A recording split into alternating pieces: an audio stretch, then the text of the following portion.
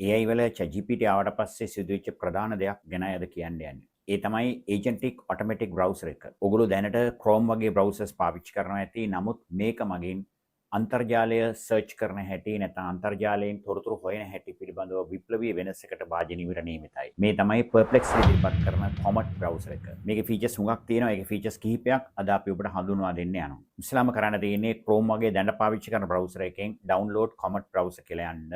ඊට පස්සේ ගියාම Perplexity website එකෙන් මේක download කරගන්න පුළුවන්.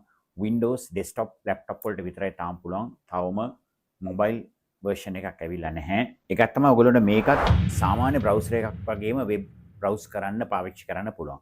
හැබැයි දැන් මම මෙතන student lanka කියන website එක වම් පැත්තේ අපේ මම ලියපු page එකක් download මේ බලමලා ඉන්න අතරේ දකුණු පැත්තේ තියෙනවා අර AI assist කියලා තියෙනවා. අන්න ඒක click කරාම මේ දකුණු පැත්තේ agentic browser එක එනවා. ඒක කියන්න පුළුවන් what are the key takeaways කියවහම මේ අපි කියෝ ඉන්න website එකේ ප්‍රධාන කරුණු මේක දිගටම කියවන්න නැතුව ප්‍රධාන කරුණු අපිට බලා ගන්න පුළුවන්. දෙවෙනිට වෙබ්සයිට් එකක් විතරක් නෙමෙයි YouTube channel එකක්. දැන් මේ තියෙන්නේ ලෝක ප්‍රසිද්ධ MIT එකේ artificial intelligence course එක මේ උගන්වනවා. ඒක ගැන අපි දකුණු පැත්තේ ඇහුවා. මෙයාගේ lecture එකේ තියෙන ප්‍රධාන කරුණු මොනවද? ඉක්මනට අපිට ඒ ගැන ඉගෙන ගන්න පුළුවන්. මෙයා මේ පැත්තේ browser එකට ගිහිල්ලා මේකේ තියෙන summary එක අපිට ලබා දෙනවා. කෙලින්ම බලන්න නැතුව අපිට summary එකක් ලබා ගන්න පුළුවන්.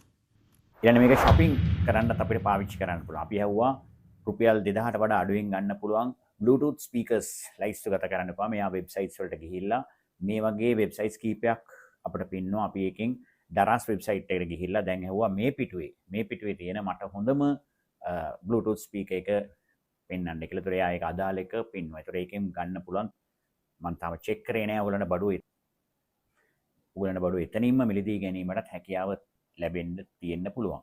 ඊට පස්සේ මේක කනෙක්ට් කරලා තියෙනවා නම් Google Calendar ඒ වගේම Google Gmail වලට අපි Gmail වලට කනෙක්ට් කරා. ඒතර ඔතොරයිස් කරාට පස්සේ ඊට පස්සේ අපිට පුළුවන් අපි Gmail open කරලා මෙහා පැත්තේ browser එකේ එහා පැත්තේ අහන්න පුළුවන් what are the important emails for me today කිව්වම වැදගත් email හරහා ගිහිල්ලා වැදගත් email කරනවා. ඒ වගේම spam email තෝරන්න එහෙම නැත්නම් අහවලාගෙන් ලැබුණු email වල ප්‍රධාන කරුණු මොනවද මේ වගේ email වැඩ කරන අතරත් වෙනස් කරන්න පුළුවන්.